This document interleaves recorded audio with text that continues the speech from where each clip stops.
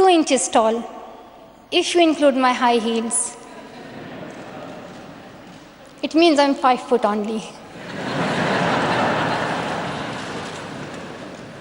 I am not a lone voice. I'm not a lone voice. I am many. I am Malala, but I'm also Shazia. I'm Kainat. I'm Kainat Somro. I am Mozoon. I am Amina. I am those 66 million girls who are deprived of education.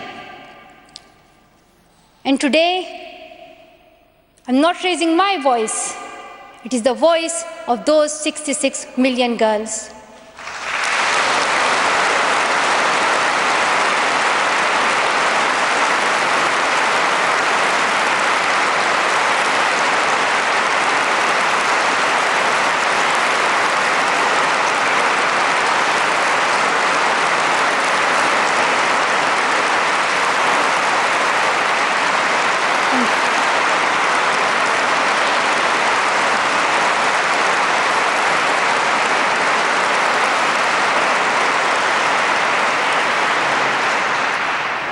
Sometimes people like to ask me, why should girls go to school? Why is it important for them? But I think the more important question is, why shouldn't they? Why shouldn't they have this right to go to school? Dear brothers and sisters, today, in half of the world, we see rapid progress and development.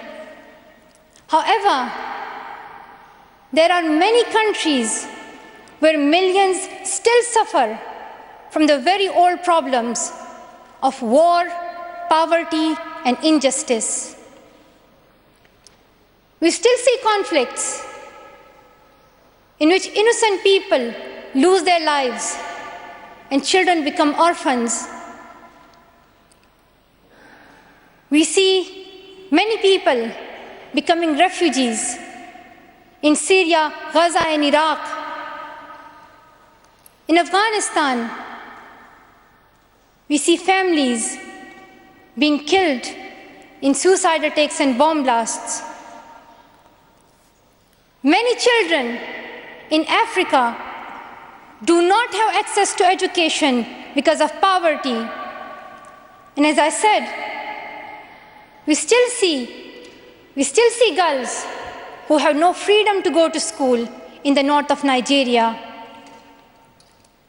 Many children in countries like Pakistan and India, as Kailash Satyarthi mentioned, many children, especially in India and Pakistan, are deprived of their right to education because of social taboos, or they have been forced into child marriage or into child labor.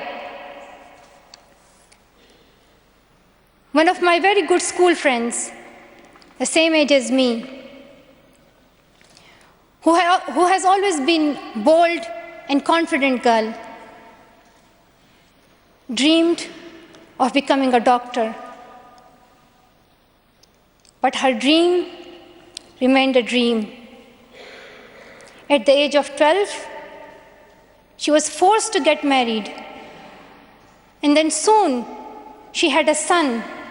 She had a child when she herself was a child, only 14. I know that she could have been a very good doctor, but she couldn't because she was a girl. Her story is why I dedicate the Nobel Peace Prize money to the Malala Fund to help give girls quality education everywhere, anywhere in the world, and to raise their voices. The first place this funding will go to is where my heart is, to build schools in Pakistan, especially in my home of Swat and Shangla.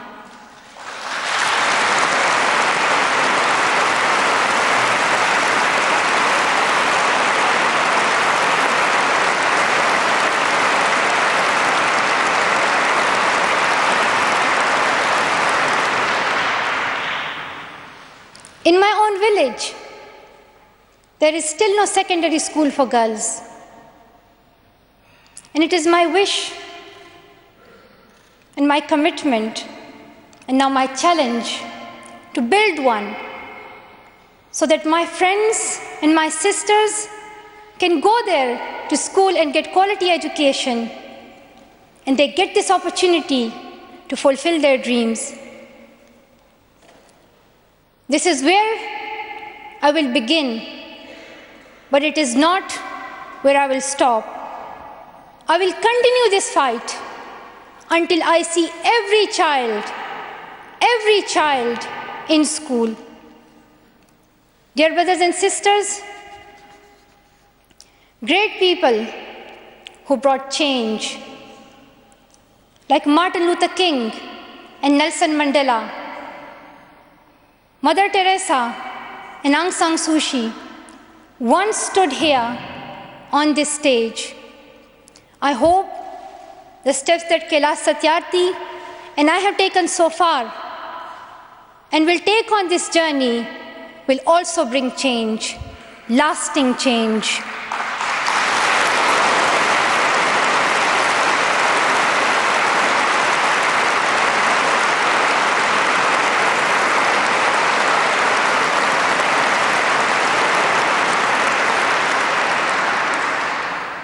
My great hope is that this will be the last time. This will be the last time we must fight for education. Let's solve this once and for all. We have already taken many steps. Now it is time to take a leap. It is not time to tell the world leaders to realize how important education is. They already know it. Their own children are in good schools. Now it is time to call them to take action for the rest of the world's children. We ask the world leaders to unite and make education their top priority. 15 years ago, the world leaders decided on a set of global goals, the Millennium Development Goals. In the years that have followed, we have seen some progress. The number of children out of school has been halved, as Kailash Satyarthi said.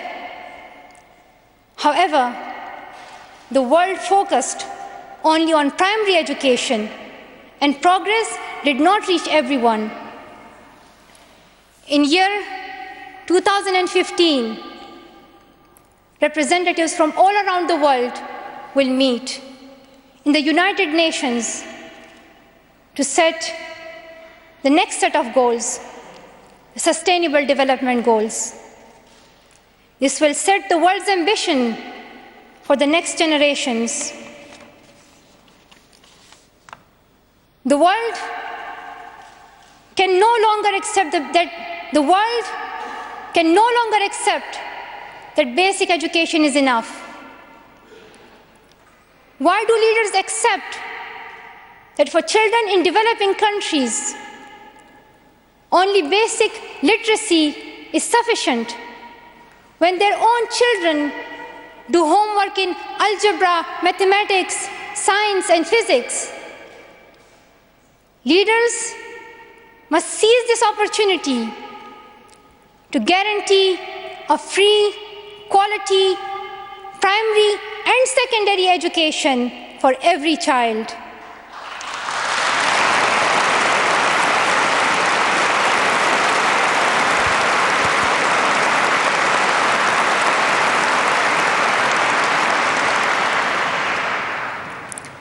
Some will say this is impractical, or too expensive, or too hard, or maybe even impossible.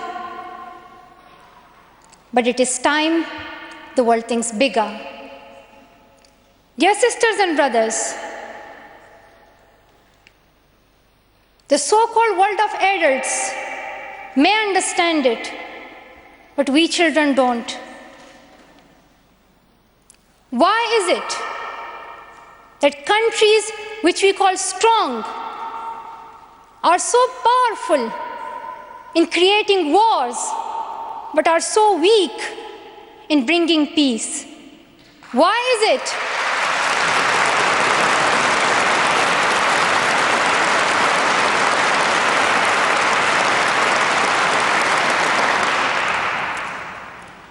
Why is it that giving guns is so easy, but giving books is so hard? Why is it? Why is it that making tanks is so easy, but building schools is so hard? We are living in the modern age, and we believe that nothing is impossible. We have reached the moon 45 years ago, and maybe we'll soon land on Mars. Then, in this 21st century, we must be able to give every child quality education. Dear sisters and brothers, dear fellow children, we must work, not wait. Not just the politicians and the world leaders. We all need to contribute. Me, you, we. It is our duty. Let us become the first generation to decide to be the last. Let us become the first generation that decides to be the last, that sees empty classrooms, lost childhoods, and wasted potentials. Let this be the last time that a girl or a boy spends their childhood in a factory. Let this be the last time that a girl is forced into early child marriage. Let this be the last time that a child loses life in war. Let this be the last time that we see a child out of school. Let this end with us. Let's begin this ending together, today, right here, right now. Let's begin this ending now. Thank you so much. Thank you.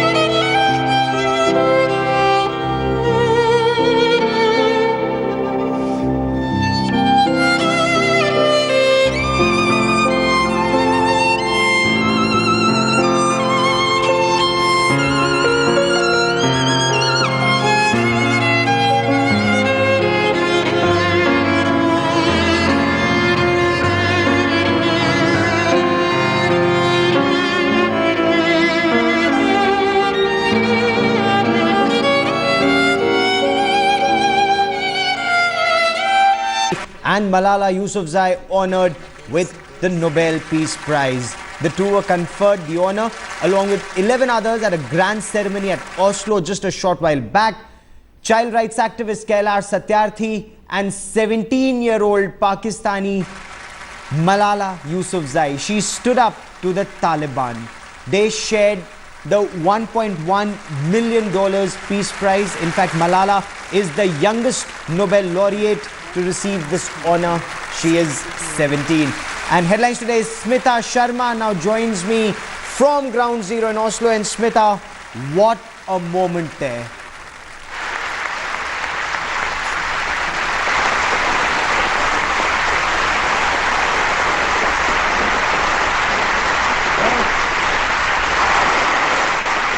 Smita, that moment when Kailash Satyarthi and Malala Yousafzai were on stage together, that was a moment. India and Pakistan, two crusaders for child rights, for education of young children in South Asia. What a moment there.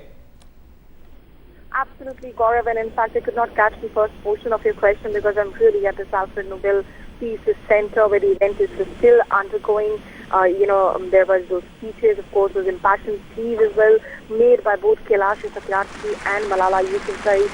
If you can just take a look, we are at the media gallery here. And, clearly there, it was a very special occasion. In fact, there were some pleas of laughter too because Kailash Satyarthi, when he started speaking, there seemed to be one page that was missing. And this was just in between a sentence where he said that what is missing today is essentially was trying to point out about global compassion. And that is where, of course, the page went missing. So he went really impromptu with his speech, but then the page was handed back. Malala Yousafzai also sending out the strong message to extremists, the Taliban, saying that, you tried defeating me, but that's not been possible. So now is the time really when we should just simply come together and act and ensure that education is the right which is delivered to all girls. Now, is there this moment of India and Pakistan, two countries in South Asia, and the way Kailash Satyarthi said that 60 million child laborers still there in India? Is there a moment, is there a thought that perhaps a Nobel could bring about more awareness and a change for the better? Well, at least clearly they are hoping so here, Gaurav, because as far as, especially if you look at South Asia is concerned, child slavery forms almost a quarter of the organized and the unorganized sector, and that has been the plan for Kailash Satyarthi to say. Remember, he is a civil engineer from Vidisha who turned into an activist. He also came up with that rug manufacturing company to ensure that there was no child labor involved. So clearly the Nobel Peace Prize committee here would be expecting the two of them, Malala Yousafzai and Kailash Satyarthi, who are sharing the dais even as I speak to you right now in this very, very prestigious Nobel Peace Center. So they will be able to take forward this message and that there will be greater awareness. Malala, of course, has donated that entire the Nobel Peace Prize amount, which is 8 million for the local currency really, to the Malala Fund, and they will be taking up these projects to ensure that their campaign continues with even greater enthusiasm and vigor. Smita Sharma in Norway for the moment. Many thanks for joining me. We leave you with these pictures. We slip into a quick break. All the news from the world of sport on the other side of a short break. Stay with us.